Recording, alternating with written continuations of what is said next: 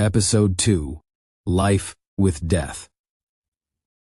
The air in the Metro West Mall didn't smell like a shopping center anymore. The sterile, recirculated scent of floor wax and overpriced perfume had been scrubbed away months ago. Now it was heavy and humid, smelling of wet clover, blooming citrus, and the mineral tang of real, damp earth. It had been 4 months since the world went to hell, 4 months since the national grid finally flickered out for good. In those first few weeks, the silence of the desert at night was enough to keep everyone awake, waiting for the screaming to start. But inside the mall, the screaming never came. Now, that silence was just the baseline. Arthur Miller stood on the second-floor mezzanine, leaning his elbows on the glass railing. He looked down at the Meadow Court, which used to be all polished limestone and high-end jewelry kiosks. Now, it was a rolling carpet of fescue and white clover.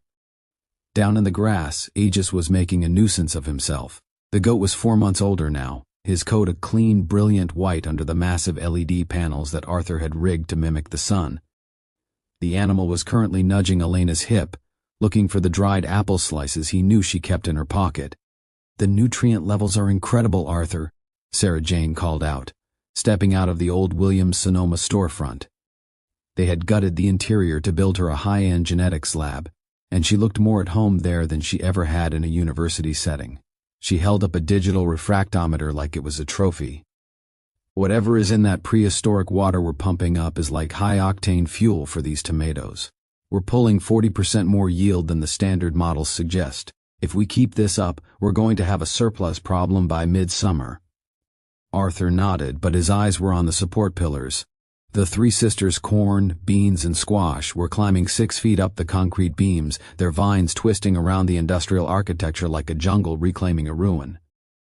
Every family in the storefront suites had their own kitchen, a real bed, and more food than they could reasonably eat. Because nobody was hungry, nobody was fighting. The plan was holding, mostly because Arthur had made the mall feel like a home instead of a bunker. "Artie, you got a second? I need your eyes on the diagnostic bench." Ben's voice crackled over the radio, sounding thin and strained.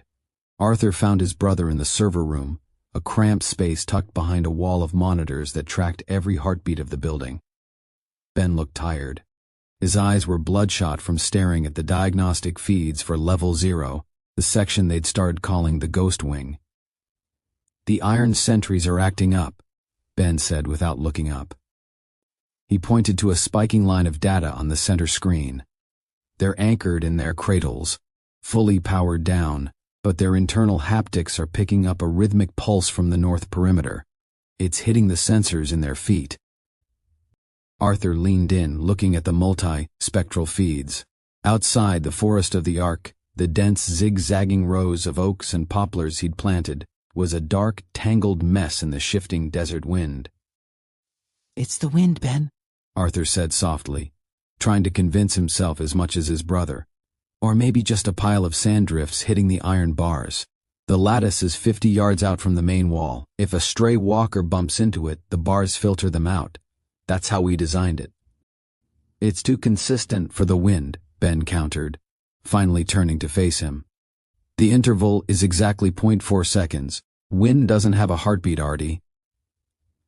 A sharp metallic clang echoed from the doorway as Lainey walked in. She was wiping grease from her forearms with a rag that looked like it had been through a war. She leaned against a server rack, her eyes scanning the twitching data lines with a look of pure annoyance. "I've been hearing the same shit down in the pump room," Lainey muttered, her voice gravelly and unimpressed. "If the vibration is hitting the bedrock, it's not some fucking tumbleweed. The pumps are vibrating in sympathy with whatever is hitting the north wall. It's subtle, but it's there." Arthur sighed, rubbing the bridge of his nose. "Lainey, the gates are locked, the iron lattice is secure, and we have enough firepower to level a city block. Let the sensors twitch. We're safe." Lainey let out a dry, sharp laugh. "Yeah, well, keep telling yourself that. But if the invisible teeth start biting the air in their cradles, don't come crying to me when the gearheads start shitting themselves because the robots are haunted." She tossed the greasy rag over her shoulder and stomped out of the room, her heavy work boots echoing down the hallway. Arthur and Ben sat in silence for a beat, the tension in the room lingering until Arthur finally broke it. "You think Silas included a profanity filter in the Iron Sentry Code?" Arthur asked, gesturing toward the door. Ben cracked a small, weary smile. "If he did, Lainey would have blown their circuits in the first week. I'm pretty sure she uses the F word as a comma at this point." "A comma, please," Arthur chuckled, leaning back in his chair. "For her, it's a noun, a verb, and a primary food group.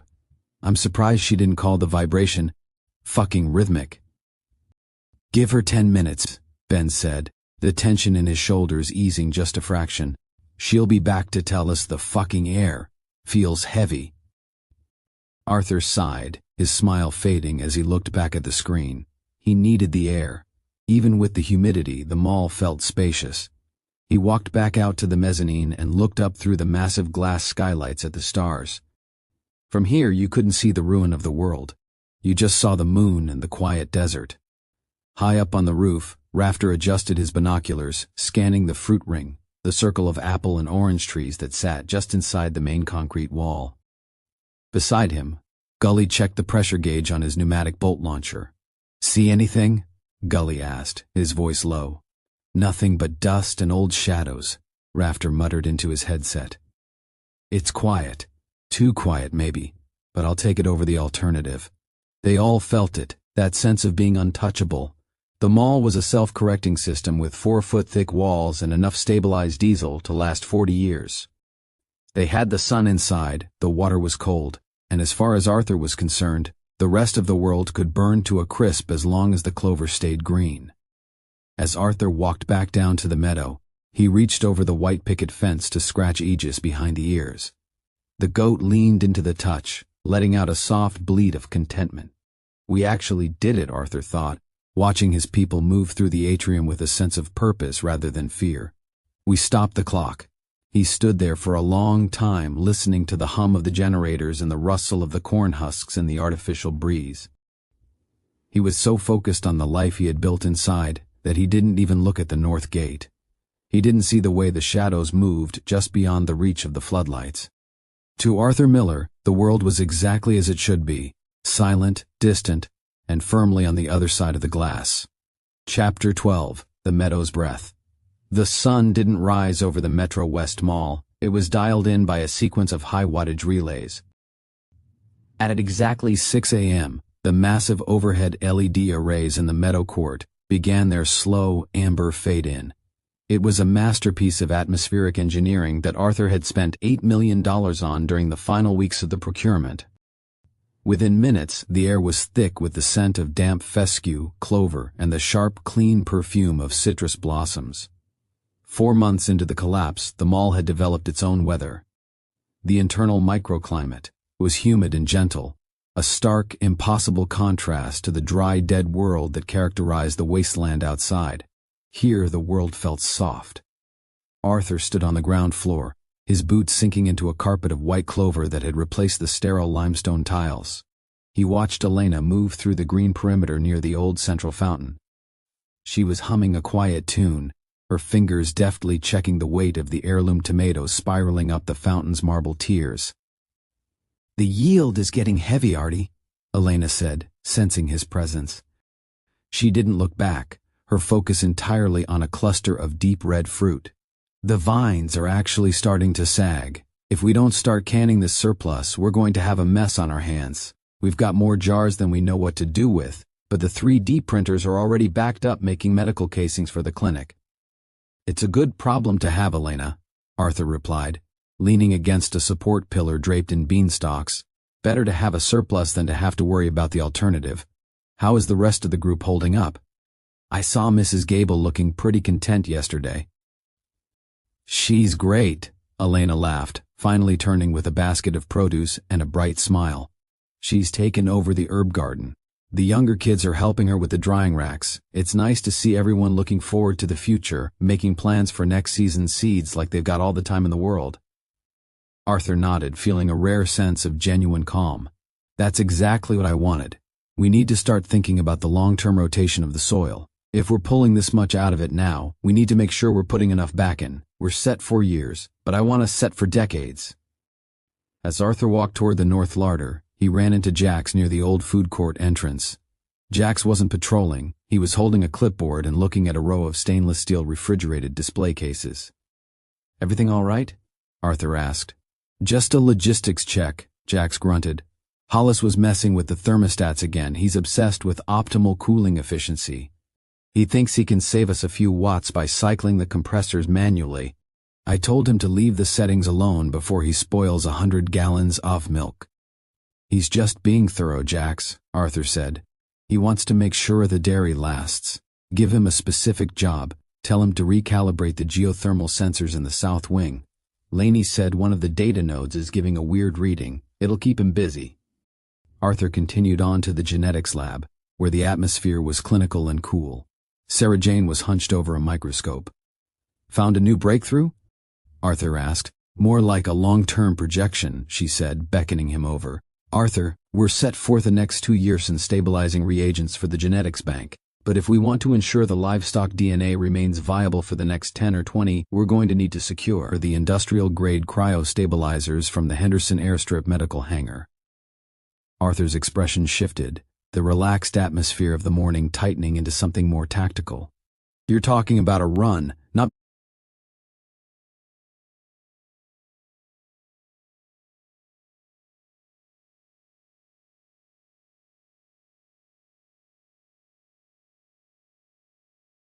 "Because we're out, but because we need the heavy-duty stuff for the long haul." "Exactly," she said seriously. "If we wait until we actually need it, the facility might be compromised or the chemicals could degrade. If we get them now, while we reach 100% strength and have the fuel to spare, we secure the next generation of our livestock. It's about being smart, not being desperate." Arthur walked back out into the meadow court, his mind already churning through the logistics. He found Rafter and Gully coming down from their roof shift. "Pack it up, boys," Arthur said, stopping them. "We're done with the quiet observation phase. I need you two to start prepping the porcupine. Check the armor plates and the tire pressure." Rafter perked up, his eyes widening. "We finally going out?" "We're planning a recon mission to Henderson," Arthur said, his voice dropping to a low, serious tone. "We don't need the supplies today, but we're going to need them in the years to come. I want a full drone sweep of the route first. I want to see what the roads look like after 4 months of neglect." Gully grinned, a sharp, eager look crossing his face. "About damn time. I was starting to forget what it felt like without a glass filter in between us and the air." "Don't get cocky," Arthur warned. "This is a surgical strike. In and out. We aren't looking for trouble, we're just making sure this place stays a paradise for our grandkids." Arthur looked up through the massive glass skylights. The world outside was a silent, empty expanse of red dust and bleached asphalt, completely disconnected from the life inside. To the rest of the tribe, it was just a view. To Arthur, it was now a tactical map. He took a deep breath of the damp green air, the meadow's breath, and realized that the peace of the last 4 months was about to be augmented by the cold, hard reality of the mission ahead. The fortress was perfect, and he intended to keep it that way. Chapter 13, The Steward's Oath. The transition from a static defense to an active mission changed the vibration of the mall. The humid, sweet air of the meadow court was replaced by the smell of ozone and motor oil as Arthur descended into the bowels of the facility. When the world had initially fallen apart, Arthur hadn't left the tribe's vehicles to rot in the parking lot. He had designed a massive, reinforced rear gate that allowed them to bring their cars directly into an underground staging area. This space connected the lower levels of the mall to the sprawling underground bunker, creating a subterranean garage where the great procurement met mechanical ingenuity. Down here, the silence was replaced by the screech of grinders and the blue flash of welders.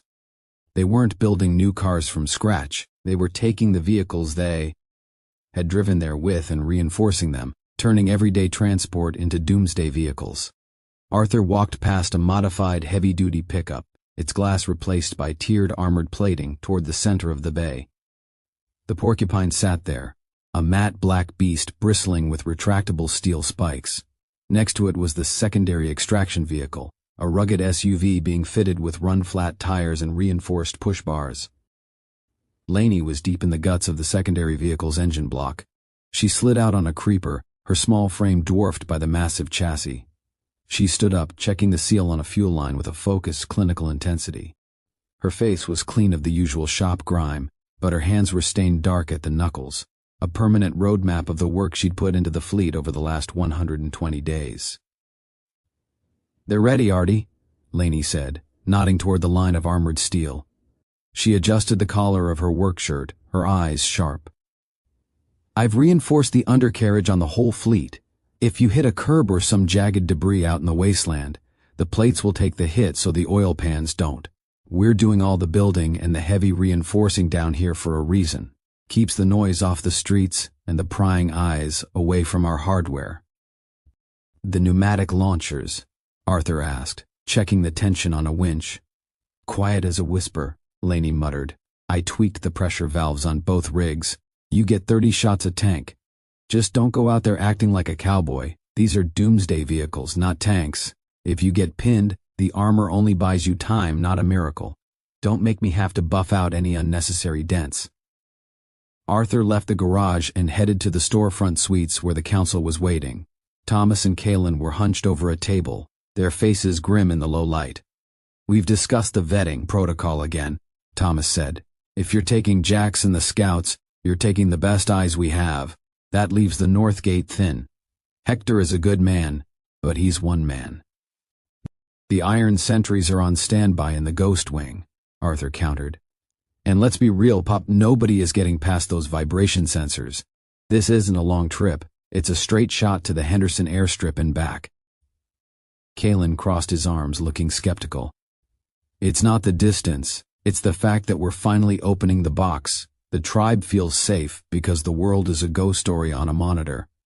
The moment you drive those vehicles out the back gate, the ghost story becomes real again. You're the steward. If you don't come back, this whole zero-conflict dream falls apart." "If we don't go, we're just waiting for the future to run out," Arthur said firmly. "Sarah Jane needs those stabilizers to keep the livestock DNA from degrading years from now. We aren't just surviving this month. We're building a century. I took an oath to Silas to protect the future, and that means securing the tools we need while we still have the strength to get them." The council went silent. The weight of the steward's oath hung heavy in the air. "Then do it fast," Thomas finally said. "No heroics. You get the reagents, and you get back before the sun panels cycle to dusk." Arthur headed to the staging area near the underground bunker's exit. Rafter and Gully were already there, loading crates into the back of the Porcupine. They wore their charcoal steward uniforms, looking like shadows against the concrete. Jax was checking the comms, his face set in a mask of professional calm. "Drones are in the air," Sloane's voice crackled over the radio. "Route 51 is a graveyard of stalled cars, but the shoulder is clear for the first 3 miles. Henderson looks like a tomb, no thermal signatures larger than a coyote on the approach." Arthur climbed into the driver's seat of the lead vehicle. The engine turned over with a muffled, powerful growl, the sound dampened by the bunker's acoustic padding. "Hector, open the rear ramp," Arthur commanded. A massive, hidden section of the wall began to grind upward, revealing a ramp that sloped up toward the wasteland. As the vehicles began to move, Arthur took one last look at the monitors showing the meadow court, the green vines, the golden light, and the peace they were leaving behind. "Steward's oath," Arthur whispered. The vehicles rolled out of the underground, leaving the safety of the bunker and entering the gray, bleached reality of the world they had left behind 4 months ago. Chapter 14, The Civ Protocol. The transition from the bunker was a sensory slap in the face. As I steered the armored lead vehicle up the long concrete ramp and pushed through the final heavy seal, the pressurized, filtered silence of the mall evaporated. It was replaced by the hollow, whistling moan of the wind whipping through broken glass and skeletal billboards. For 120 days, my world had been a climate-controlled sanctuary of green vines and recycled water. Now the seal was broken. Inside the fort, the air always felt alive thick with the scent of damp fescue, blooming citrus, and the sweet, humid breath of the clover gardens. Out here, the air was dead. It tasted like ash and old copper, a dry metallic heat that sucked the moisture right out of your throat the moment you inhaled. Every time the wind shifted, it carried a shifting cocktail of filth, the faint, cloying stench of sun-bleached rot, the sour smell of stagnant fuel, and the bitter, dusty tang of parched earth. The vibes were heavy, like the city itself was a giant lung that had stopped breathing months ago and was finally starting to collapse under its own weight. I gripped the steering wheel of the Porcupine, the custom-forged leather feeling cool beneath my palms despite the rising heat outside the armored glass.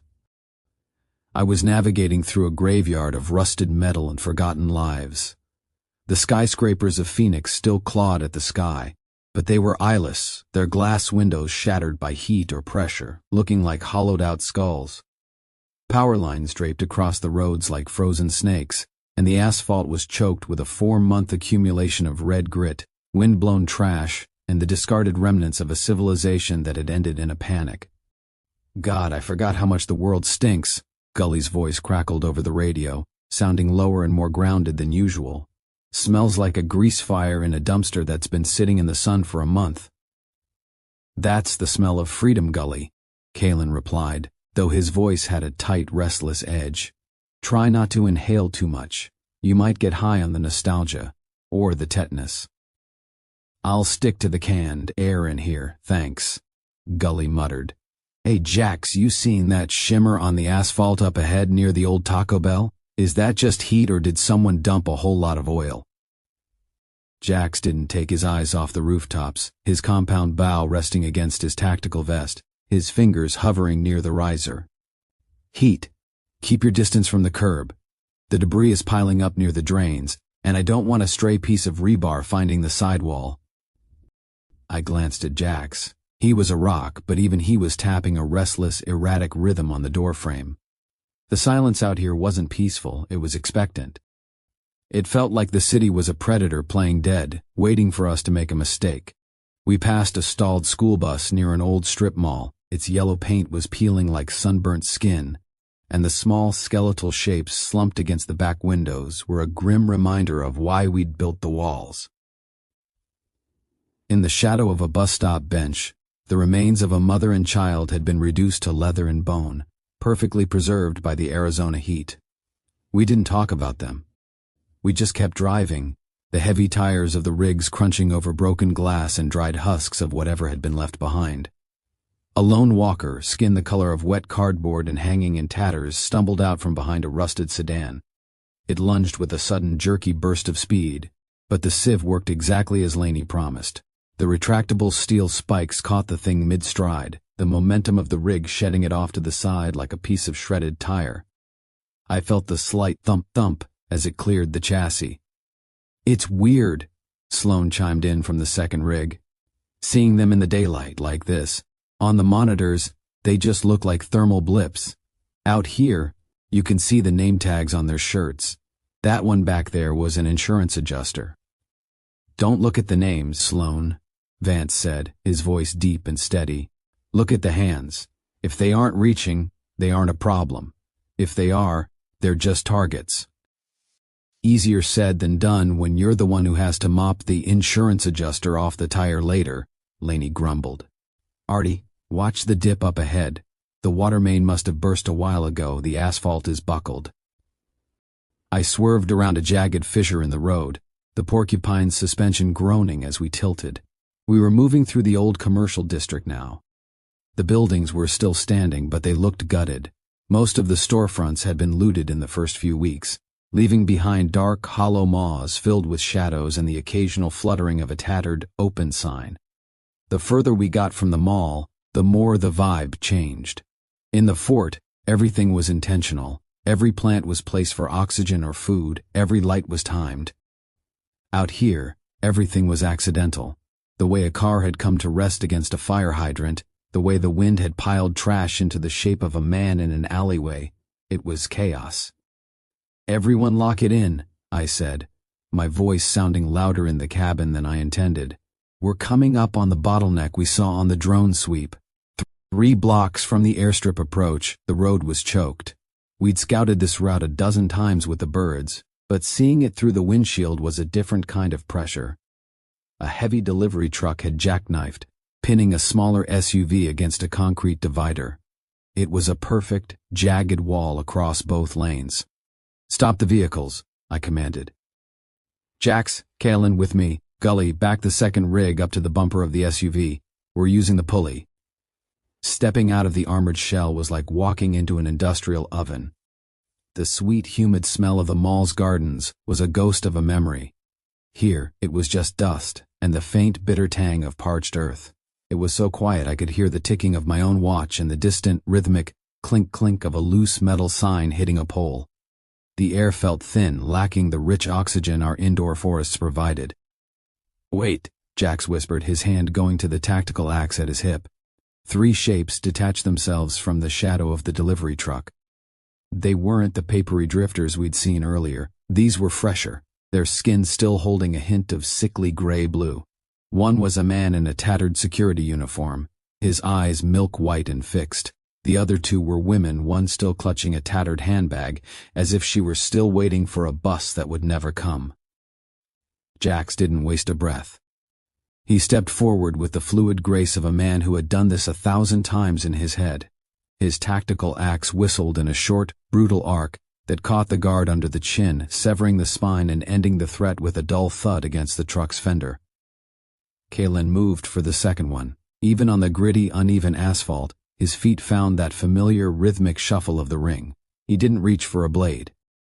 He stepped into the pocket, slipped a clumsy lunge from the woman, and threw a lightning-fast left-right combo. The spiked brass knuckles crunched through her temple with the sound of a dry branch snapping. She went down in a heap. The third one, the woman with the handbag, lunged at me. I didn't have Jax's military training or Kalen's reflex, but I had the weight of the steward's oath and a custom-forged machete. I swung with both hands, the blade biting deep into the side of its neck. It wasn't a clean, cinematic decapitation, but it was enough. The body slumped to the asphalt, and the smell of old copper and fresh rot filled the air around us. "Move fast," I grunted, my heart hammering against my ribs like a trapped bird. We didn't waste time. We'd installed modified pulley systems on all the vehicles specifically for this, a way to use the combined torque of both engines to move obstacles that were too heavy to plow. While Rafter kept his pneumatic bowgun leveled at the dark windows of the surrounding apartments, I grabbed the heavy-duty cable from the front of the Porcupine. Kalen pulled the lead from Gully's rig. We hooked the reinforced steel cables to the SUV's axle, the metal hot enough to sting through my tactical gloves. The pulley groaned as the tension tightened. "Go!" I shouted into the radio. Both rigs reversed in perfect synchronization. The pulley system Laney had designed hummed with a high-pitched metallic whine as the SUV began to slide, its flat tires screeching against the asphalt as it was dragged clear of the delivery truck. A few inches, then a foot, then enough of a gap for us to squeeze through. "Disconnect and get back in," Jax ordered, his eyes never stopping their sweep of the rooftops. We unhooked the cables, the heavy steel clattering onto the ground before we hauled them back to the winches. We scrambled back into the air conditioning, the artificial chill hitting my sweaty face like a physical blessing. I shifted back into gear, feeling the vibration of the engine through the floorboards, a reassuring hum against the silence of the wasteland. 2 miles to the hangar, I told the team. The jokes were fun, but let's lock it in. We're entering the flatlands now. As the skyscrapers began to thin out, the horizon opened up into the wide, bleached expanse of the airfield. The sun was high now, turning the world into a glaring, white-hot void. The silence out here was different. It was massive and indifferent. We were 9 people in 2 steel boxes, and for the first time I realized just how small the fort really was. "Drones coming about," Sloan reported, his voice losing its playfulness. "I'm seeing the hangar. Doors are closed, but there's a breach in the side wall. Something, or someone, has been there, Arthur." I gripped the wheel tighter, the engine roaring as we hit the open tarmac. "Stay sharp. We're going in." Airstrip was a vast field of shimmering heat and cracked concrete. Private jets sat like dead birds on the runway, their tires melted into the asphalt. We sped toward the medical hangar, the only place left in the world that held the key to our next 10 years. "Formation Gamma," I commanded. "We park tail to tail at the breach. Nobody leaves the rigs until Mace gives the all-clear from the rafters." The mission was no longer a plan on a whiteboard. It was real, it was hot, and it was dangerous. I took a deep breath of the stale, filtered air of the cabin and focused on the hangar door. We were the invisible teeth, and today, we were going to prove it. We pulled up to the breach in the hangar wall, a jagged hole where a fuel truck had seemingly lost control months ago. The sound of our engines echoed off the corrugated metal of the building, sounding like thunder in the silence. "Mace, you're up," I said. Mace, the professional archer, slipped out of the side door before the rig had even fully stopped vibrating. He moved like a shadow, his bow already drawn. He disappeared into the darkness of the breach without making a sound. Seconds passed, then a minute. "Rafters are clear," Mace's voice whispered through the comms. 3 drifters on the floor. I took 2. Vance, the third is yours near the forklift. Vance stepped out, his weighted sledgehammer resting on his shoulder. He didn't look like a man entering a death trap. He looked like a man going to work. I looked at Jax. "Ready?" "Always," he said, and we stepped out into the dark, cool air of the hangar. The smell inside was different. It didn't smell like the wasteland. It smelled like chemicals, old grease, and something much, much older. It smelled like the past. And somewhere in the back, behind the rows of crates and the silent planes, the cryo-stabilizers were waiting. "Let's move," I said. Steward's Oath. Chapter 15, The Civ Protocol, Part 2. The interior of the Henderson Medical Hangar was a vast, vaulted tomb of corrugated steel and dead silence. As I steered the lead rig through the breach, the pressurized, sweet-smelling air of the mall was instantly replaced by a stagnant draft that tasted of ancient dust and oxidized copper. Shafts of midday sun cut through the jagged holes in the roof, illuminating billions of dust motes dancing in the air like tiny golden ghosts. I cut the engine, and the silence that rushed in was heavy, pressing against the eardrums. "Eyes up," I said, my voice low in the comms. "We're on the clock." "Looks like a tomb from up here," Mace replied. He was already out of the second rig, moving toward a maintenance ladder with his bow slung tight. "I'm taking the rafters. Don't move until I've got the high ground." We waited. The rigs ticked as they cooled, the only sound in the massive space. Jack sat shotgun, his eyes tracing the dark corners behind a row of skeletal Cessnas. He wasn't waiting for a command. He was already ranging targets in his head. "Rafters are clear," Mace's voice crackled. 3 drifters on the floor. 1 near the forklift, 2 by the back office. All yours. We stepped out. The heat was a physical weight, thick with the smell of sun-bleached rubber and stagnant jet fuel. Vance hopped out of the second rig, his heavy breaching sledgehammer resting on one shoulder like it weighed nothing. He didn't ask for permission. He fell into step behind Jax, the 2 of them moving with a natural, staggered rhythm that covered our flanks. "Kalen, get the crates ready," I said, nodding toward the back of the Porcupine. "Gully, stay with the rigs. Keep the sensors active."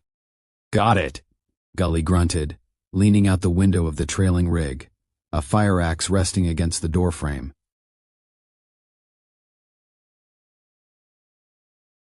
The way toward the climate-controlled storage unit, but I kept my pace matched with Vance and Jax.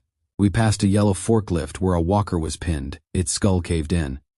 I stopped for a second, noticing something on the floor. I knelt, picking up a tattered photograph torn in half. Beside it sat a small pile of bone-dry peach pits. "Someone's been living here," I muttered, showing the photo to Jax. Jax glanced at it, his jaw tightening. "Which means we aren't the only ones who know what's in those racks. Vance, let's get that door open." We reached the storage room, a heavy insulated box at the rear of the hangar.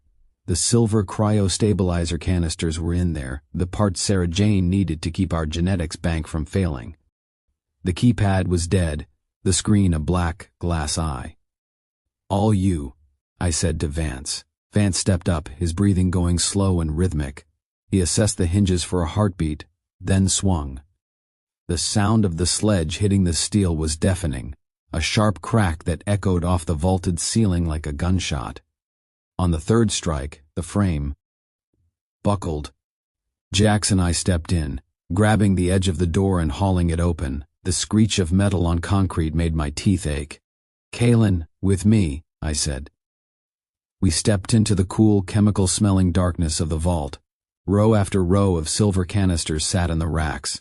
We started pulling them, passing the heavy containers to Vance, who stacked them into the padded crates.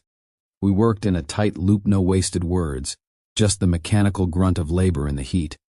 "Arthur," Mace's voice hissed over the radio. "Contact. South side behind the fuel trucks. It's a person." I stopped, a canister in my hands. "Jax, cover the breach." Jax was already moving, his bow drawn before I even finished the sentence. I walked back out into the main hangar floor, my machete low at my side. Mace was right. A figure had stepped out from the shadows, draped in a tattered gray poncho and wearing a cracked old-model gas mask. They held a long piece of sharpened rebar like a spear. "We're just here for the parts," I called out, keeping my voice steady. "We aren't looking for a fight. We can leave you some supplies if you stay back." The figure didn't move. They just stared, the glass lenses of the mask reflecting the dim light. Then, with a slow, deliberate motion, they pointed the rebar toward the concrete floor beneath our feet. "The hell is he doing?" Kalen whispered, stepping up beside me. "Arthur, the floor!" Sloane's voice screamed in my ear. "The vibration sensors! Something just triggered the industrial lift in the sublevel. It's coming up right under you." The ground beneath us groaned. A low, rhythmic thumping started to vibrate through the soles of my boots. It was the sound of heavy machinery waking up. "Vance, Kalen, get those crates to the rigs. Now," I shouted.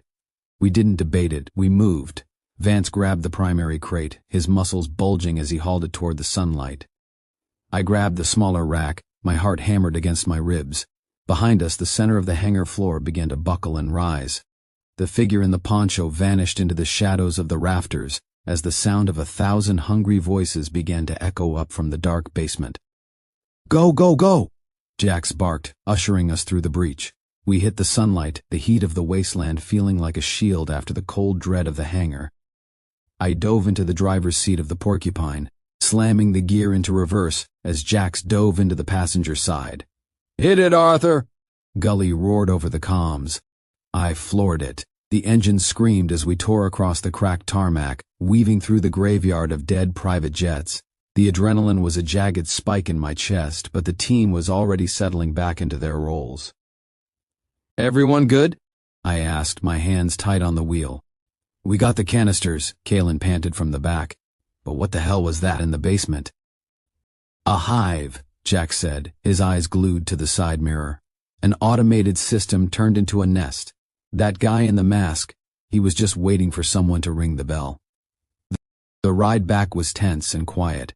The sieve spikes on the rigs shed a few stragglers as we navigated the buckled asphalt. Every few blocks I looked in the mirror, watching the dust plumes rising in the distance. "Gully, you seeing that?" I asked. "Yeah," Gully's voice came back. "Parallel to us, 3 blocks over, something's pacing us. It's not a walker, Arthur. It's moving too fast and too steady." "Stay in formation," I said. "Don't give them a gap. We're taking these parts home." As the massive, shimmering silhouette of the mall appeared on the horizon, the tension didn't break, it just sharpened. We had the future in the back of the trucks, but I could still feel the eyes of the wasteland on us. "Sloane, tell the gate crew to prep the seal," I commanded. "We're coming in hot." We rolled through the rear gate, the heavy steel hissing shut behind us. The smell of ash was instantly replaced by the sweet, humid scent of the clover gardens. I killed the engine and sat there for a second, the silence of the mall feeling fragile for the first time. "Nice driving," Jack said, unbuckling his gear. "Good work out there, everyone," I said, looking at the team. "Get the stabilizers to the lab. Jax, stay with me. We need to talk about who followed us home." The mission was a success, but the zero-conflict dream was dead. We were the strength of the fort, and the world had finally noticed. Chapter 16, The First Knock. The transition from the scorched gray of the wasteland back into the vibrant, humid green of the meadow court was a shock to the system. As the heavy steel doors of the underground staging area hissed shut, sealing out the dry moan of the wind and the memory of that strange hangar, the team spilled out of the rigs. The contrast was almost violent. 1 minute we were breathing ash and copper. The next, we were surrounded by the scent of damp fescue and blooming jasmine. We were covered in a fine layer of red dust, our charcoal tactical suits looking like they'd been dragged through a brickyard. Sarah Jane was already there, hovering near the unloading dock with a pair of lab assistants. She didn't wait for a formal greeting. She went straight for the padded crates as Vance and Kaylin lowered them onto the concrete. Are they intact? She asked, her voice tight with a mix of anxiety and a desperate kind of hope. Seals are solid, I said, wiping a smear of grime from my forehead. My hand was still shaking slightly, a residual vibration from the adrenaline. The cooling racks were still holding a residual chill when we pulled them.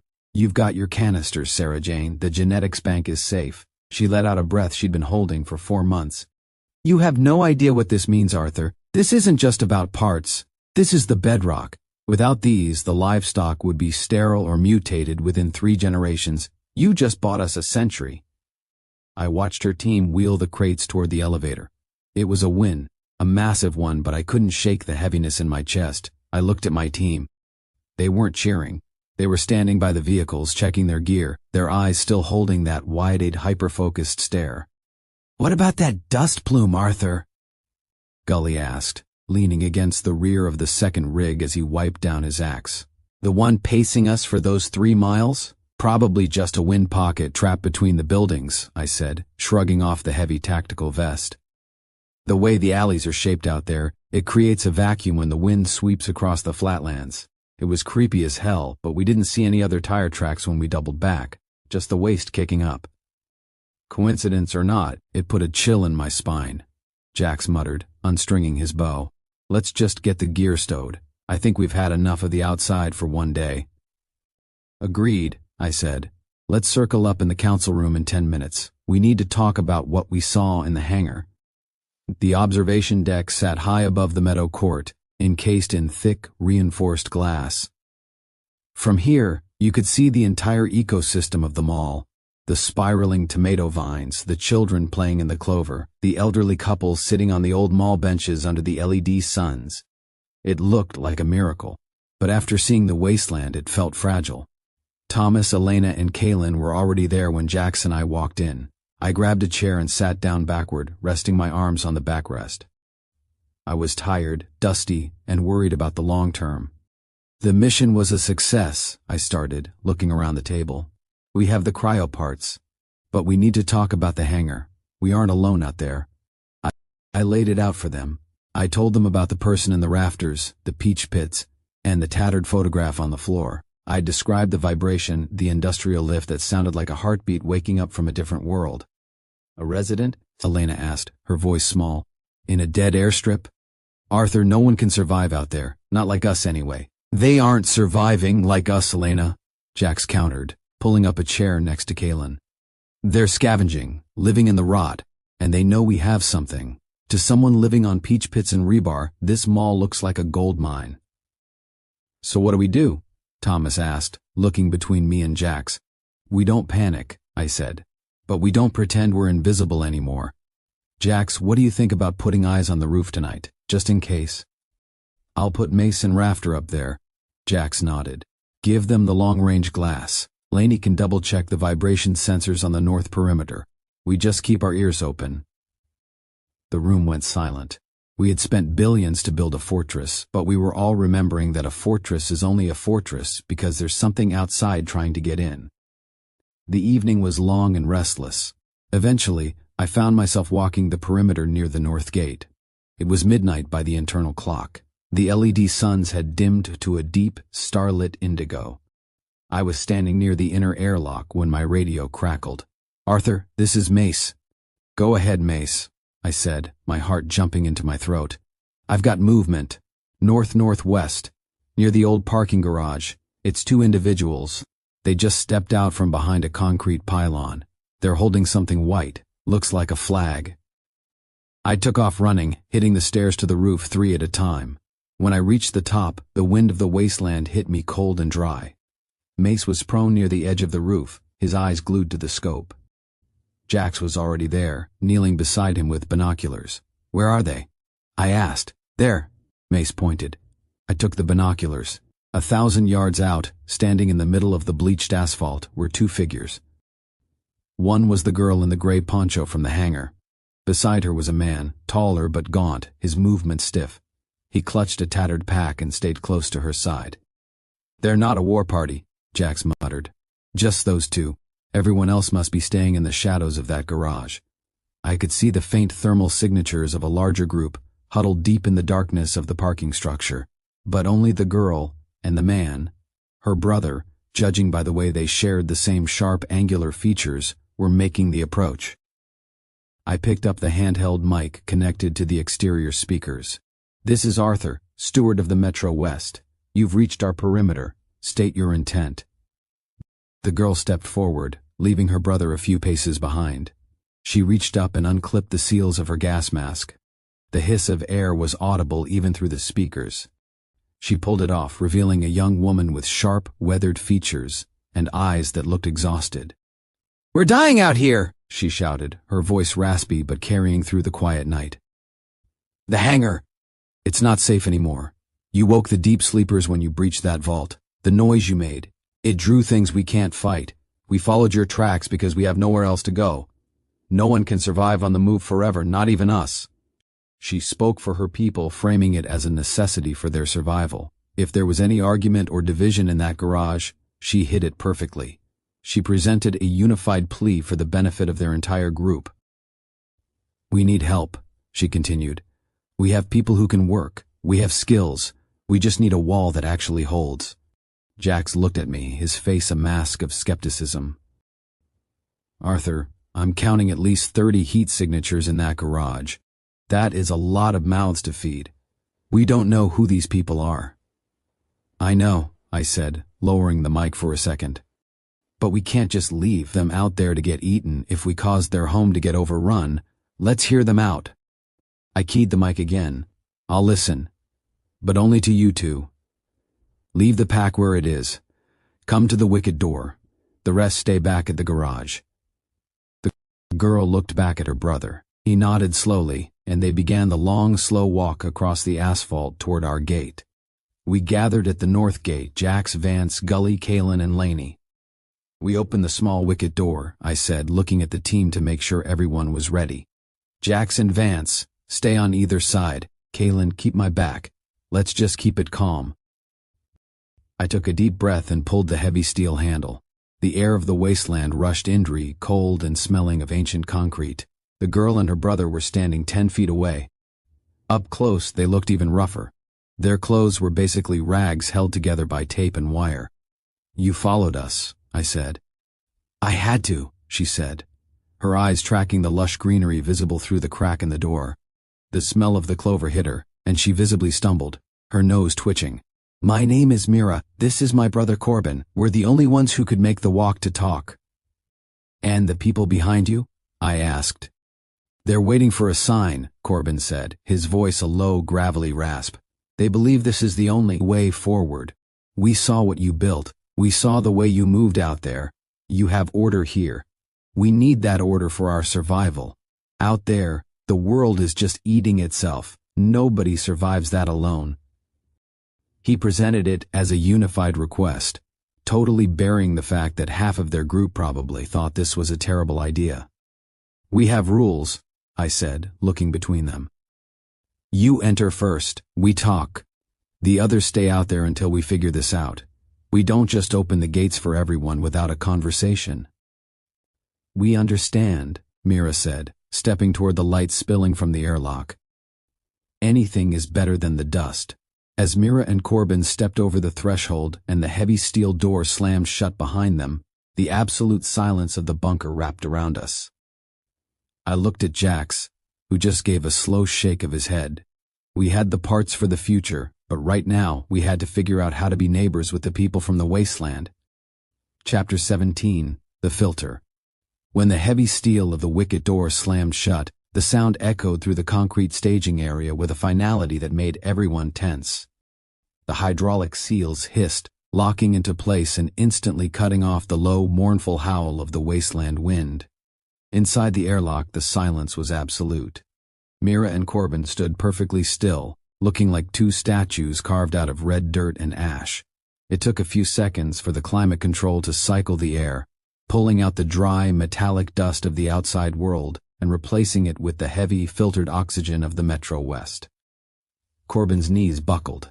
He caught himself against the smooth concrete wall, his chest heaving as if he were suffocating. Mira dropped her tattered gas mask onto the floor.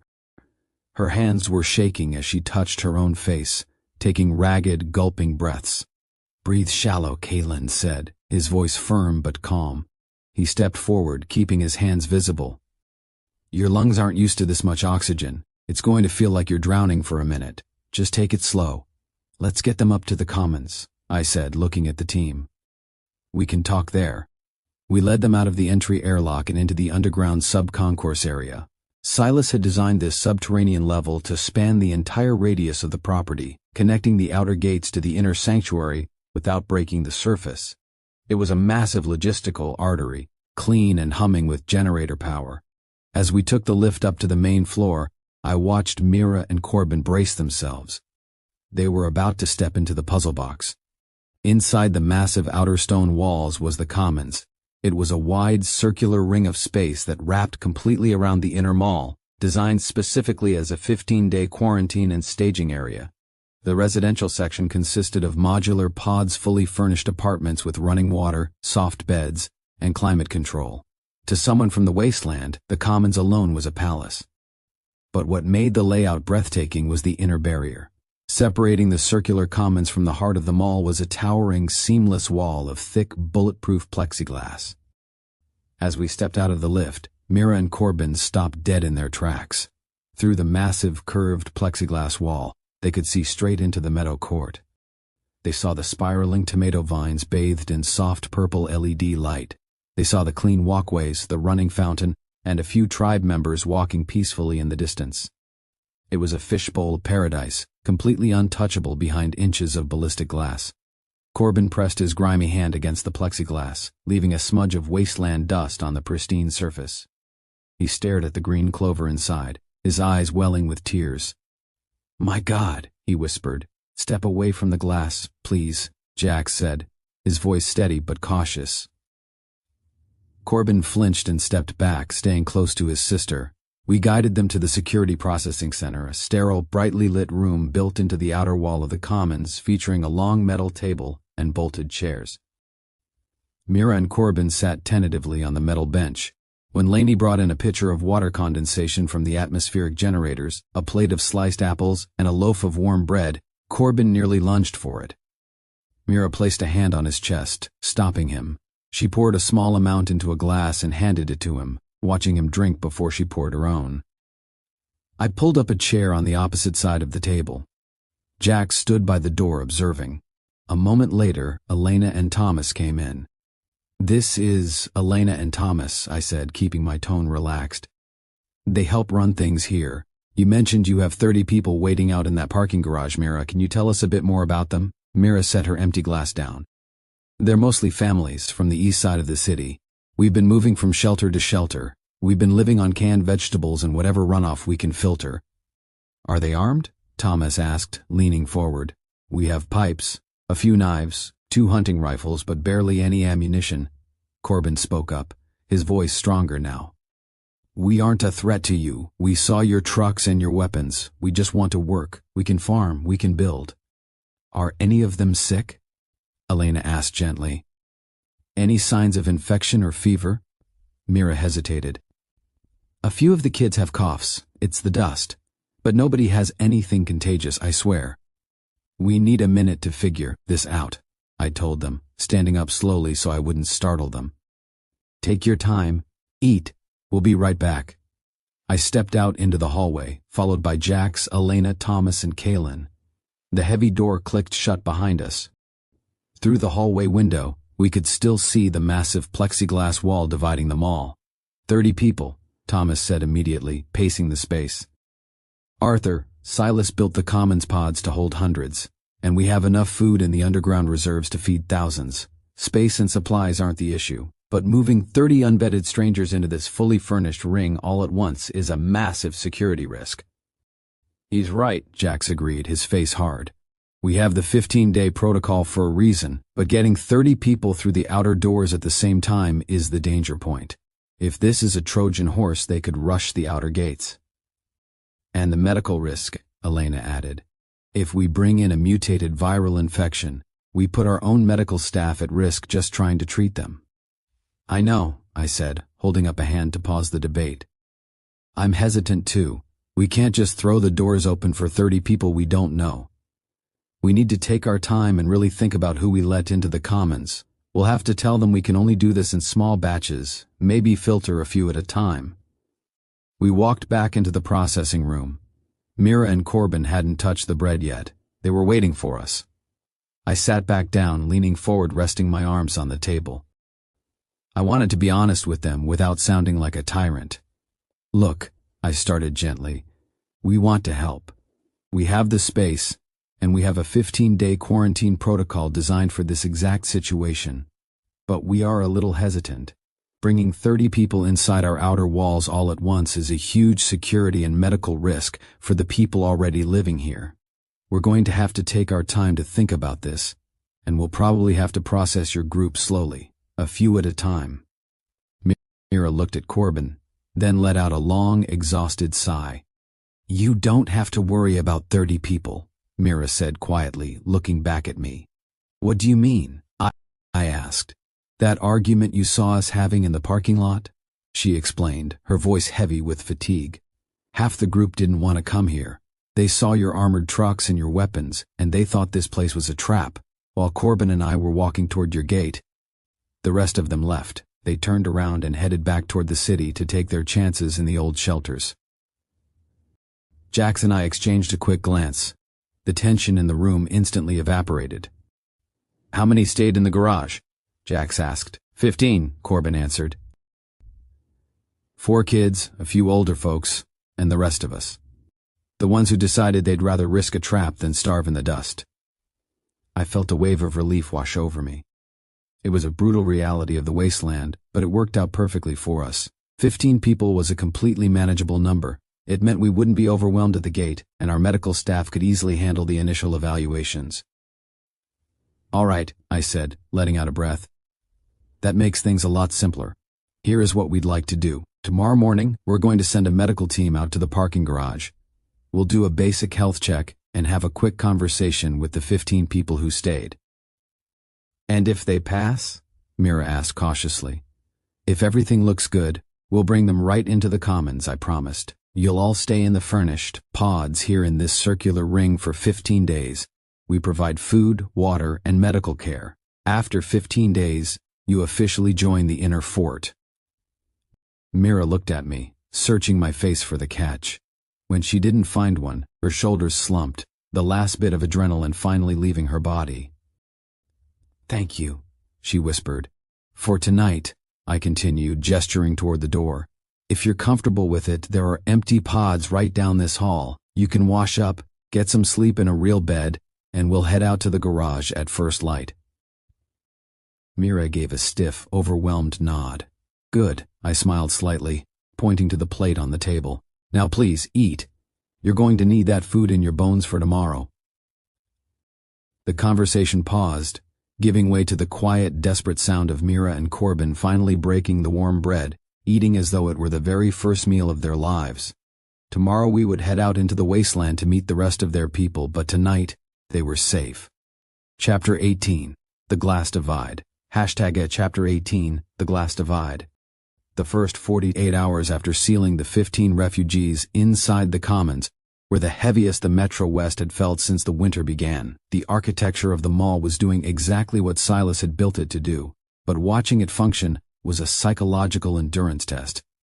The massive, bulletproof plexiglass wall that separated the outer circular ring of the commons from the inner sanctuary of the Meadow Court was a marvel of engineering. It was completely seamless, rising from the polished concrete floor all the way to the vaulted steel rafters overhead. It was designed to keep airborne pathogens and physical threats locked in the outer ring while the heart of the facility beat safely inside.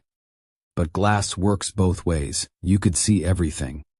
I stood on the Meadow Court side of the barrier, my hands tucked into the pockets of my jacket, watching the new arrivals settle into their quarantine. The Commons wasn't a prison. The modular pods Silas had installed along the outer stone wall were essentially luxury micro-apartments. For people who had spent the last 4 months sleeping on freezing concrete and hiding from the dead, it was a fucking miracle. Yet, every single one of them spent the majority of their day pressed against the plexiglass, staring into the meadow court. Right now, 2 little boys from the refugee group were sitting cross-legged on the floor on the Commons side, their faces practically smudged against the clear barrier. On our side, no more than 3 inches away through the ballistic glass, 2 children from the tribe were sitting, mirroring them. They couldn't hear each other, but they were playing a silent game of peekaboo, tapping their hands against the barrier. "It breaks your heart and fixes it at the exact same time," Kalen said, walking up to stand beside me. The former boxer had a soft spot for the kids, and he had spent the better part of the morning just sitting near the glass, waving at the new arrivals to make them feel welcome. "They're safe," I said quietly, watching Mira gently pull the 2 boys back from the glass to hand them plates of warm oatmeal. "But right now, my focus can't just be on the people inside the glass. It has to be on whoever pushed them here in the first place." I gave Kalen a nod and turned away from the barrier, heading straight for the surveillance room. When I pushed through the heavy security door, the room was humming with the heat of the server racks. Sloan was hunched in his rolling chair, staring at the glowing monitors.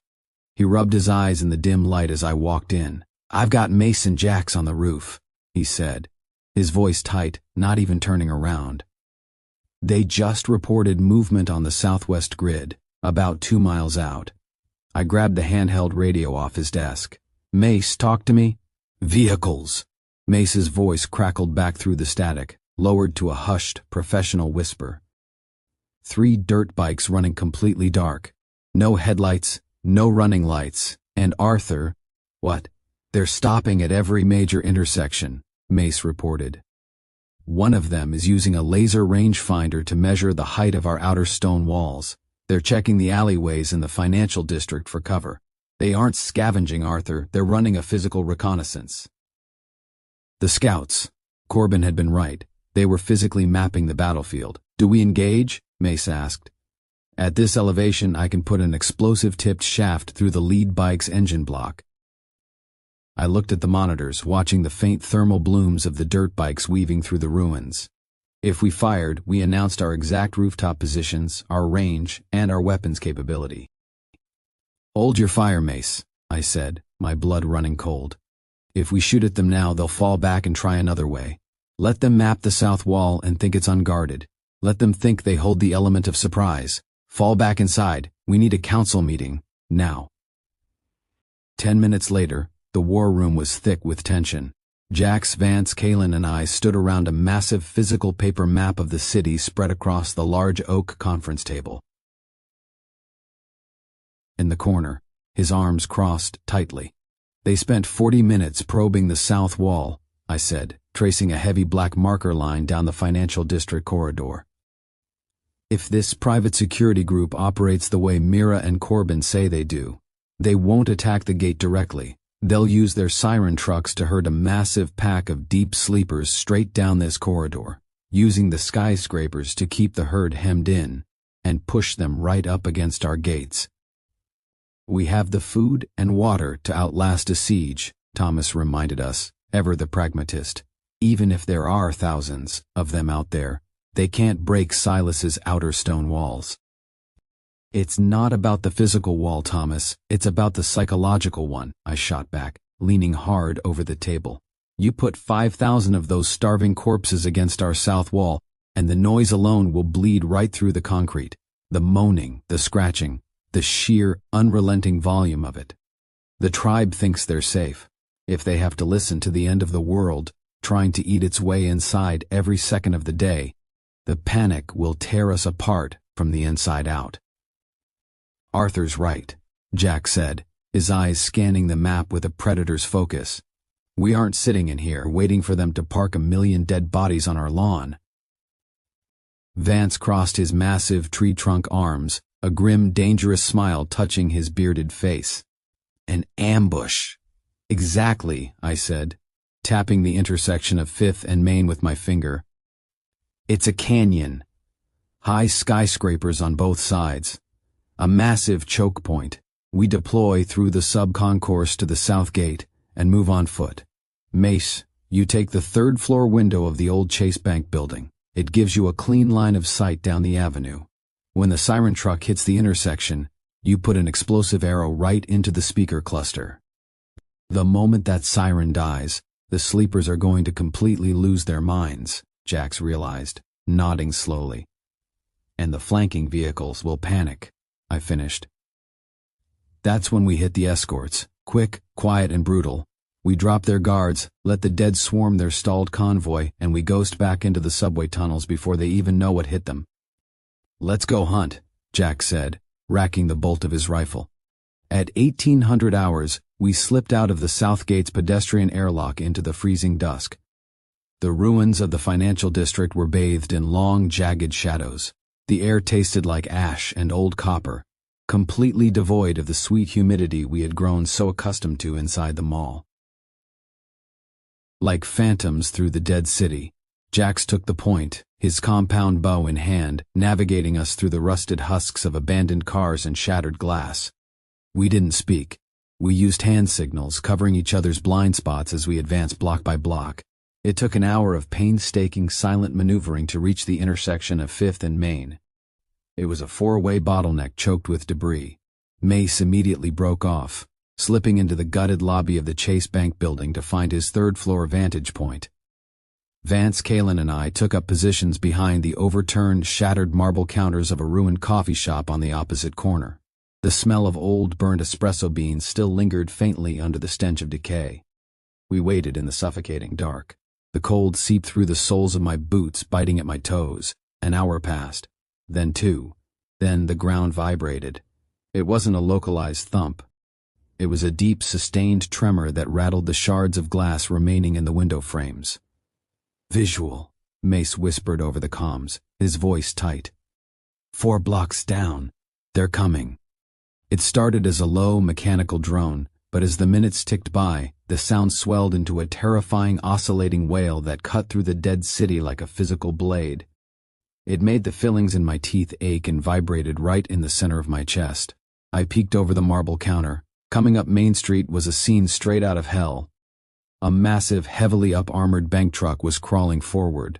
Bolted to its roof was a rig of heavy industrial sirens protected by a thick lattice of welded steel rebar. Flanking it were 2 matte black SUVs with heavy steel brush guards. Mercenaries in full tactical gear manned heavy, caliber machine guns in the open sunroofs.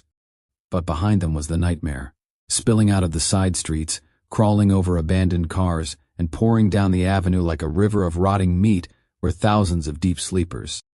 They were whipped into a rabid frenzy by the deafening noise, blindly following the armored truck in a chaotic, stumbling wave. The lead truck rolled into the center of the intersection, the siren screaming at its peak frequency. "Take the shot, Mace!" I yelled into the mic. From the third-floor window of the bank, a single streak of carbon fiber shot down through the darkness. But the plan didn't survive contact with the enemy. The explosive arrow hit the thick steel mesh cage protecting the sirens.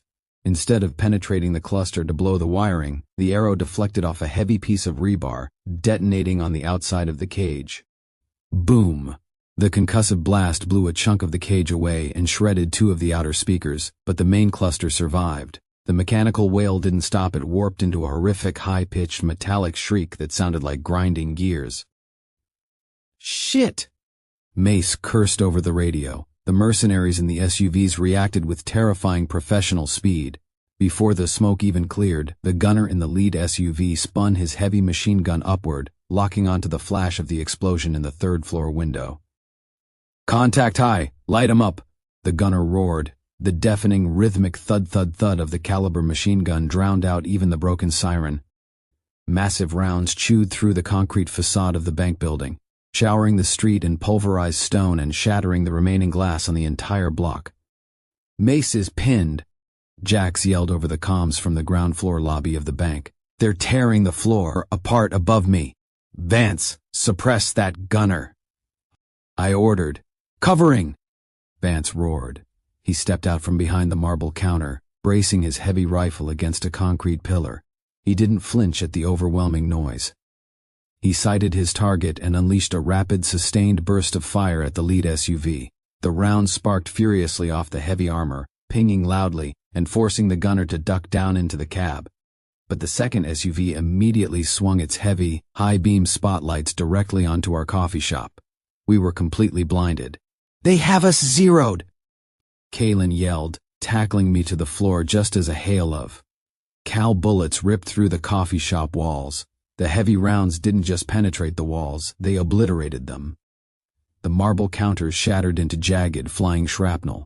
Dust filled the air, choking my lungs. Vance grunted hard, stumbling backward as a flying chunk of concrete the size of a fist sliced a deep, ugly gash straight across his right cheek.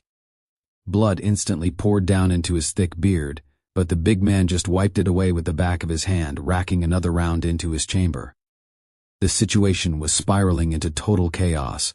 The shrieking siren was still drawing the horde forward, and thousands of agitated walkers were now flooding into the intersection, swarming around the SUVs and pressing us tightly into our cover. The sheer volume of dead bodies was becoming a wall between us and the trucks. "The roof shot is blown!" I realized, my mind racing as another burst of heavy machine-to-gun fire tore the ceiling down around us. "The generator! It's strapped to the rear bumper of the bank truck. We have to kill the power!" We step out into that street. We get cut in half by the mercs or eaten by the herd. Kalen shouted, coughing on the thick plaster dust. "We don't go over the street," I said, grabbing Kalen's shoulder. "We go under it, the subway grating. Vance, keep them busy. Do not let them advance." "Move, goddammit!" Vance yelled, stepping right back into the line of fire, ignoring his bleeding face as he laid down heavy, precise shots that kept the mercs buttoned up. Kalen and I dropped to our stomachs, low crawling to the back of the coffee shop. Shards of glass bit through my pants, slicing into my knees and elbows. We threw open the rusted maintenance door that led down into the old subway tunnels and plunged into the suffocating darkness. We sprinted blindly beneath the asphalt while the war raged directly over our heads. The ceiling of the tunnel shook violently, raining dirt and ancient rust down on us with every concussive burst of the Cal above. We hit the access ladder leading up to the grating in the center of the intersection. We were directly beneath the stalled bank truck. "I have one explosive arrow left," I panted, my lungs burning as I pulled the heavy shaft from my pack. "I need 3 seconds to jam this charge into the exhaust manifold and snap the primer." "You'll get it," Kalen promised. He didn't draw a blade. He wrapped his massive, taped hands in his spiked brass knuckles. His face was set in a grim, violent mask. We shoved the heavy iron grating up. The noise above was a physical wall of sound gunfire, the shrieking siren, and the roars of 1,000 starving dead pressing inward. We scrambled out of the hole and were instantly submerged in a sea of bodies. The horde was pressing tightly against the armored truck, clawing blindly at the steel plates. The stench of decay was thick enough to gag on. Kalen moved like a human snowplow. He didn't bother with precision, he just threw his massive weight forward, throwing brutal wild hooks that shattered the skulls and jaws of the sleepers blocking our path. We used the chaos of the horde as camouflage, pushing our way through the rotting bodies until we slammed against the heavy rear bumper of the bank truck. The massive diesel generator was roaring right in front of me, vibrating violently. I reached for the glowing hot exhaust manifold. Suddenly, the heavy rear doors of the armored truck kicked open outward, smashing Kalen hard in the shoulder and knocking him back into the swarm of dead. A massive mercenary stepped out onto the bumper, leveling a combat shotgun right at my chest. "Motherfucker," I muttered, diving sideways just as the shotgun roared. The blast blew the head completely off a walker standing right behind me, showering me in wet gore. Before the merc could pump the action, Kalen surged upward out of the crowd. He grabbed the hot barrel of the shotgun, yanking the weapon down and away, and drove a spiked right hook directly into the side of the man's tactical helmet. The helmet cracked, but the merc was huge, easily pushing 250 pounds. He didn't go down. He dropped the useless shotgun, drew a heavy combat knife from his chest rig, and slashed wildly. The blade caught Kalen across the forearm. Kalen hissed in pain as his tactical jacket ripped open, revealing a deep, heavily bleeding gash that sliced clean through the muscle fascia. Ignoring the searing pain, Kalen lunged forward. He grabbed the mercenary by the collar of his tactical vest, pulling him into a brutal clinch, and headbutted him squarely in the face mask with a sickening crunch. The merc stumbled backward, dazed. With a final massive heave fueled by pure adrenaline, Kalen picked the man up by his rig and threw him backward off the bumper, directly into the waiting swarm of dead. The horde instantly converged, dragging the screaming mercenary under a pile of rotting, tearing hands. "Do it now!" Kalen yelled, violently kicking away a walker that had grabbed his bleeding arm. I scrambled up, jamming the explosive arrowhead deep into the hot metal of the generator's exhaust manifold. I wedged it tight, twisted the shaft to break it off, and snapped the chemical primer.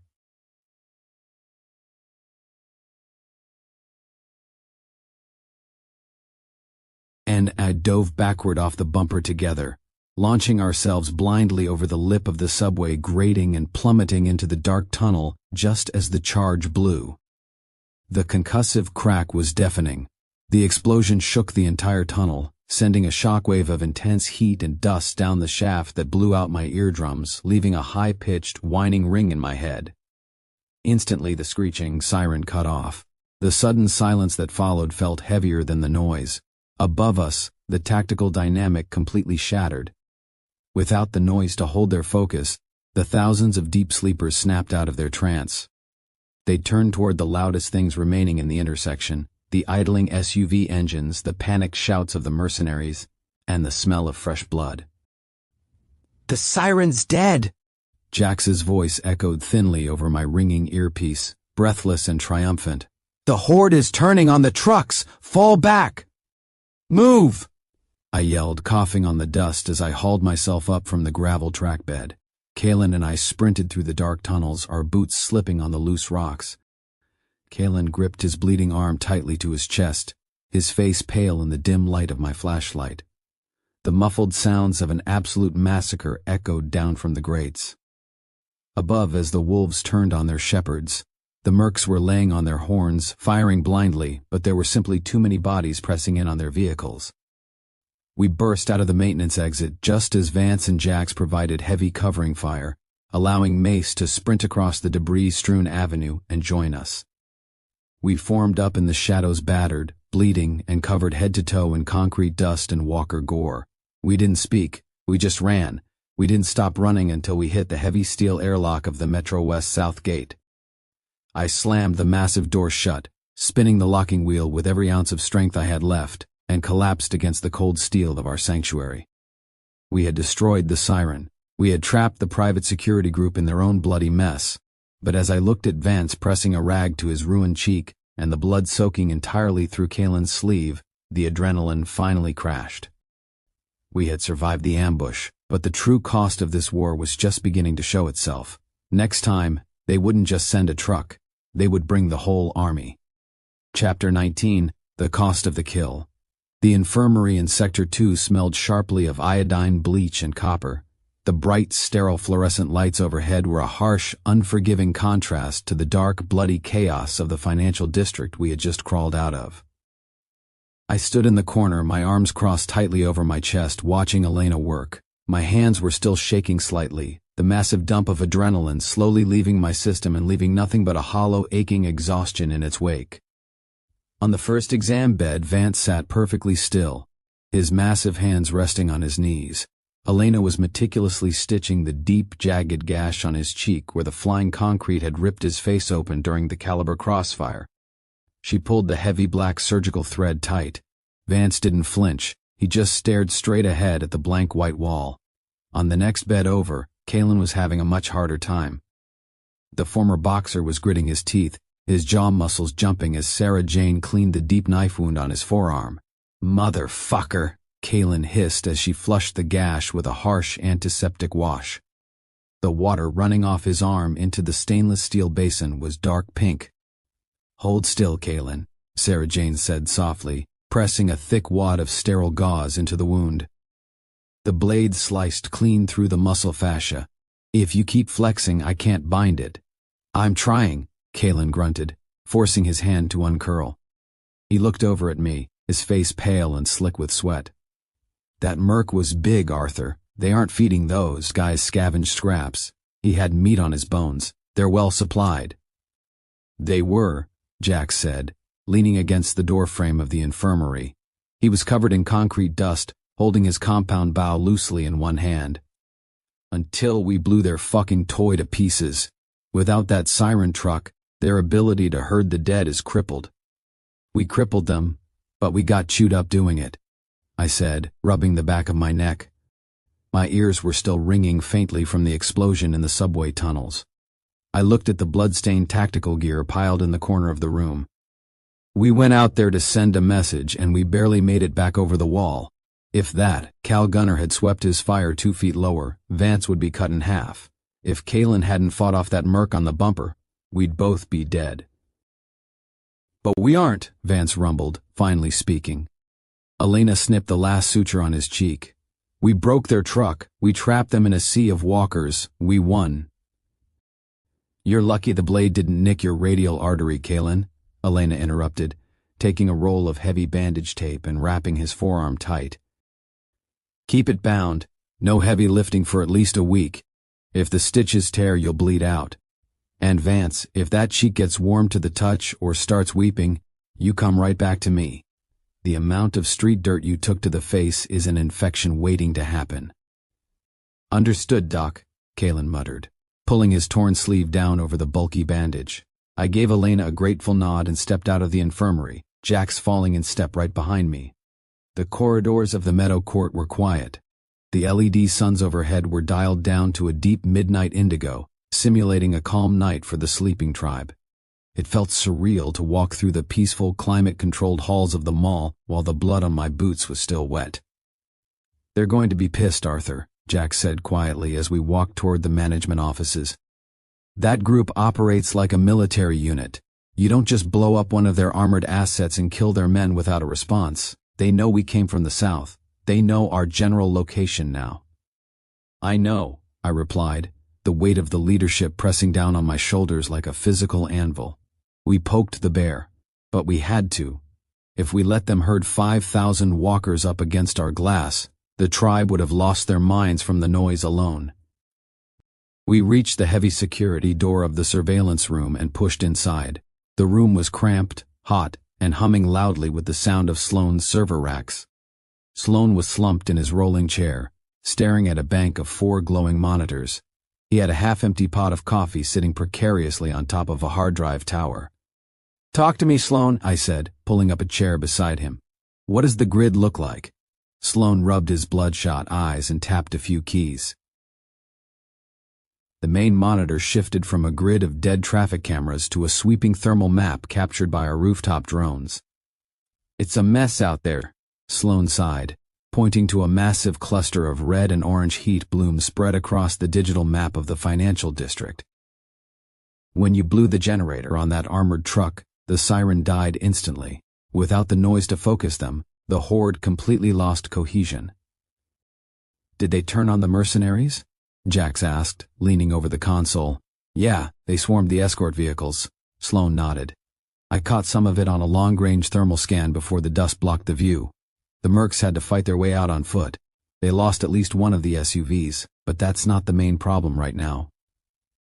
Sloane zoomed the map out, showing the 3-mile radius around the Metro West. "The horde didn't just vanish," Sloane explained grimly. "Thousands of deep sleepers were drawn into the city center by that siren. Now that it's quiet, they're just wandering. They're dispersing into the alleyways, the streets, and the old subway lines. The city blocks immediately surrounding our walls are completely saturated with them." I stared at the glowing red dots swarming around our perimeter like angry hornets. We had stopped the siege, but we had inadvertently flooded our own front yard with the dead. "They're not actively attacking the walls, are they?" I asked. "No," Sloane shook his head. "They're dormant, just shuffling around the debris fields. But if we make a loud noise, or if someone steps outside for a scavenge run, they're going to be right on top of us."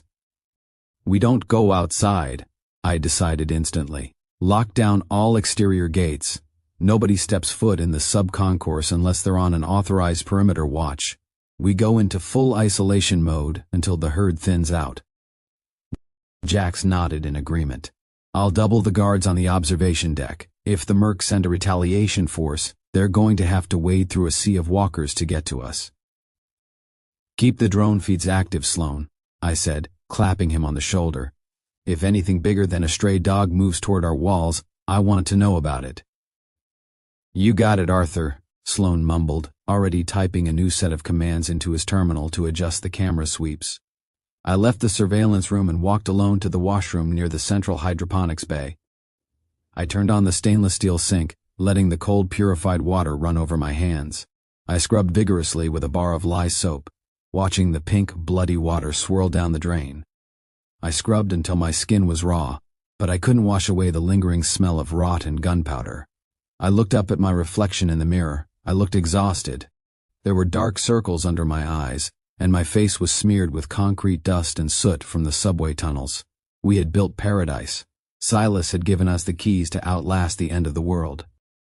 But looking at myself in the mirror, the cold, hard reality of our situation settled into my bones. The walls could keep the cold out. They could filter the air and grow our food. But they couldn't stop the war. The zero-conflict era was officially over. We had drawn first blood, and out there in the dark, surrounded by an ocean of the dead, the wolves were regrouping. Chapter 20. The Rot Beneath. The adrenaline from the financial district ambush wore off completely by sunrise, leaving a heavy, exhausted silence over the Metro West. There was no victory lap.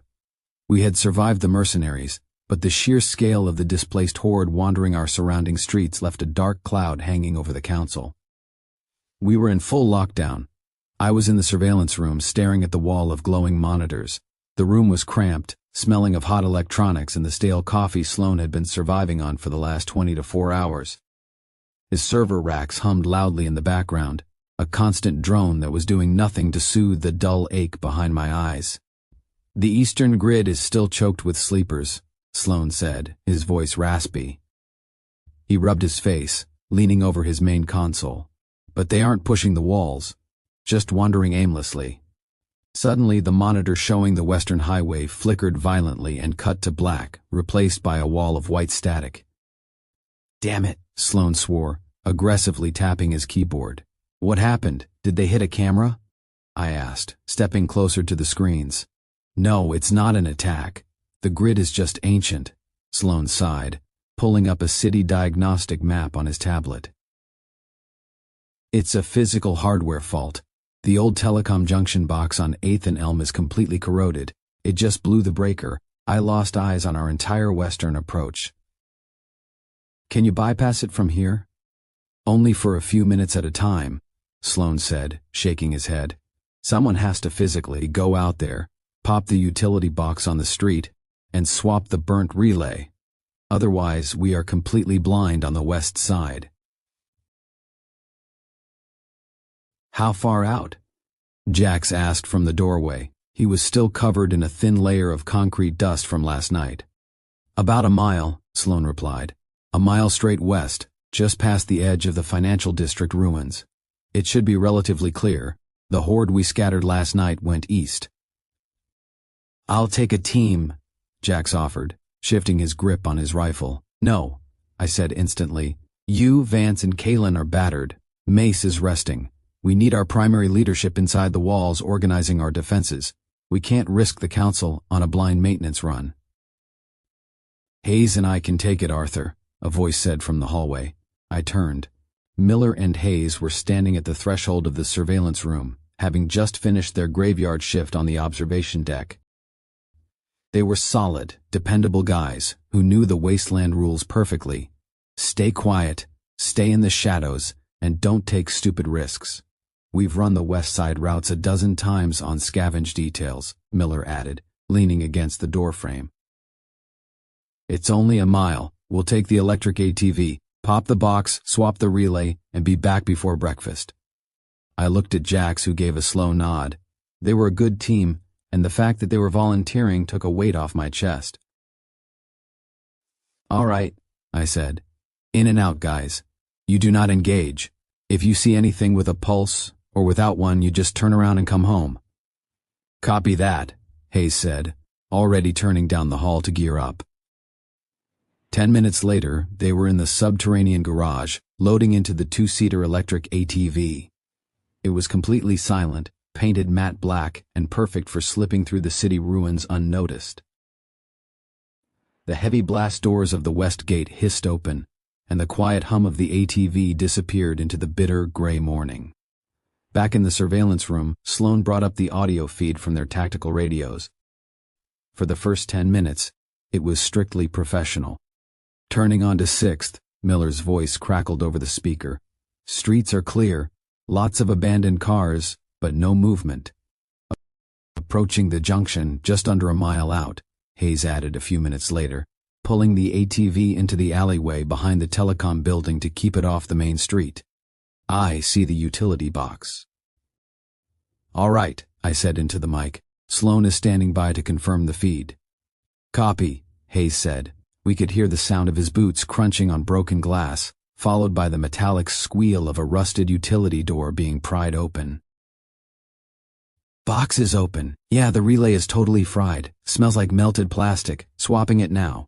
The silence in the surveillance room dragged on. Jax leaned against a server rack, his eyes closed, listening to the static. Relay is in, Hayes reported. Sloan, you got eyes? Sloan's monitor flickered, and suddenly a crystal-clear four-way split screen of the Western Avenues popped up. Feed is live and stable. Good work, guys. Pack it up and come home. Copy that, packing up the kit, Miller said. Then over the open radio channel we heard a sharp, metallic clang, followed by a muffled curse from Hayes. Shit, Hayes muttered. Dropped my heavy wrench down the storm drain grate. Hang on. The radio went silent. 1 second, 2 seconds, then a new sound bled through the static. It was a low, wet clicking noise, the unmistakable guttural rattle of a deep sleeper. Hayes, freeze, Miller's voice whispered over the radio, the casual tone completely gone, replaced by razor-wire tension. What is it? I asked, stepping closer to Sloan's console. Miller, report. Arthur, they're in the building, Miller whispered frantically. The telecom office right next to us. The front doors are chained, but the back windows in this alley are busted out. The noise from the wrench, it woke them up. How many? Jax demanded, his eyes snapping open. I don't know. It's too dark in there, Miller breathed. They're coming to the window. Leave the wrench, get to the ATV and get the hell out of there, I ordered. Moving, Hayes whispered. We heard the rapid scuff of their boots on the asphalt. Then, the sound of breaking glass shattered the quiet.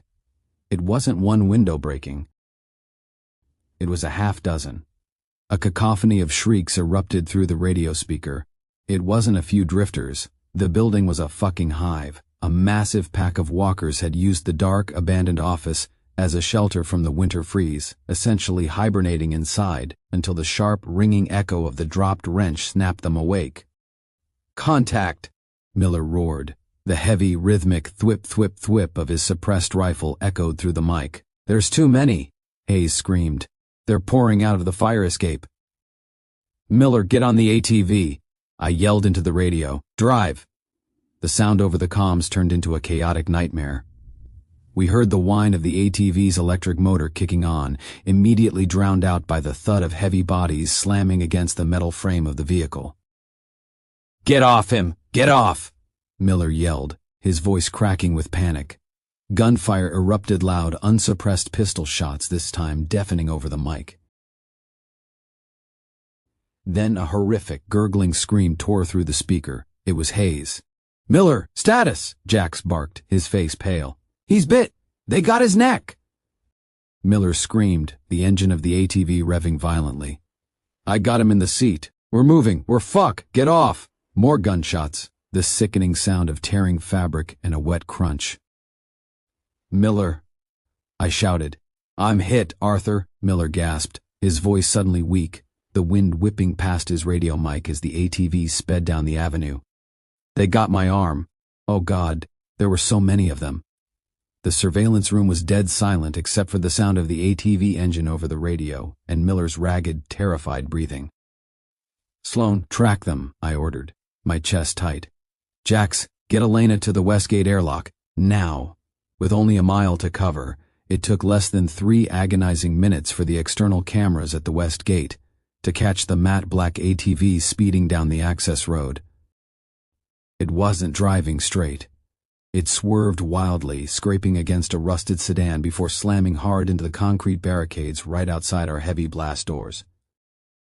Jax and I were already in the sub-concourse, ripping the pedestrian airlock open before the dust even settled. Miller was slumped over the steering wheel. The entire passenger side of the ATV was painted in a thick, horrifying coat of crimson. Hayes was in the passenger seat, his head lolled back against the headrest. His throat had been completely torn open, the flesh mangled and ruined. His tactical vest was soaked through, his chest was perfectly still. He had bled out before they even covered the mile. I rushed to the driver's side, hauling Miller out of the seat. The guard collapsed into my arms, his legs refusing to support his weight. "I got him! Let's get inside!" Jax yelled, keeping his rifle raised and scanning the empty street behind them. I dragged Miller into the sterile white light of the airlock, lowering him gently to the concrete floor. Elena sprinted through the inner doors, dropping her trauma kit beside us. Miller's face was the color of ash. He was shivering violently, his hands clutching his left arm. The thick sleeve of his jacket had been shredded. Through the torn fabric I could see the bite. It wasn't a scratch. A walker had clamped down hard on his bicep, tearing a massive chunk of muscle away. The flesh around the wound was already turning a sickly, bruised purple, the necrotic venom racing through his veins. "Elena," I said, looking at her. She took one look at the wound, the blood loss and the violent shivering, and she slowly lowered her hands. The clinical detachment she relied on completely shattered. She looked at me, her eyes filling with tears, and gave a small defeated shake of her head. There was no cure. Amputation only worked if you did it in the first 60 seconds. It had been nearly 4 minutes. "Hayes?" Miller gasped, his teeth chattering as the shock set in. Did he make it?" I looked back at the ATV idling outside the door. "He's gone, Miller. I'm sorry." Miller squeezed his eyes shut, a heavy sob tearing its way out of his chest. He was a tough guy, someone who had stood on the wall staring into the dark for months, but facing the absolute certainty of his own end broke him. "I dropped a wrench," Miller wept, his voice small and terrified. "Just a stupid wrench, and they came out of the walls like roaches." "You did your job," I told him, gripping his uninjured shoulder. "You got the cameras back online. You didn't do anything wrong, man. It's just the wasteland." Miller looked up at me, his eyes wide and panicked as the fever from the infection began to cook his brain. "Don't let me turn, Arthur, please. Don't let me wake up like one of them." "You won't," I promised, the words tasting like ash in my mouth. "I swear it to you." He nodded weakly, his head falling back against the concrete wall. His breathing grew terribly shallow. "Do it," Miller whispered, closing his eyes. "Tell the tribe. Tell them to stay behind the glass." I looked at Jax. Jax unholstered his sidearm and handed it to me. The metal was cold and heavy. I told Elena and Jax to step back. I knelt over Miller, placing my hand gently on his chest to steady him. I chambered around, the metallic click echoing loudly in the cavernous, blood-stained airlock. "You fought hard, brother," I said softly. I pulled the trigger. The gunshot rang out, brutally final. Miller went entirely still. I stayed on my knees for a long time, staring at the body bleeding out onto the clean floor of Silas's perfect bunker. We had been so completely consumed by the threat of the private security firm, by the tactical chess match of humans fighting humans, that we had forgotten the fundamental rule of the new world. We had sent 2 men just a single mile into the dark, arrogant enough to think that because we had won a battle against mercenaries, the streets were safe. We were living in a graveyard, and the dead were always hungry. "Get a detail down here," I finally said, my voice hollow, standing up and handing the pistol back to Jax. "Wrap them. We bury them in the lower garden tonight." I turned and walked away, the blood of my men heavy on my boots.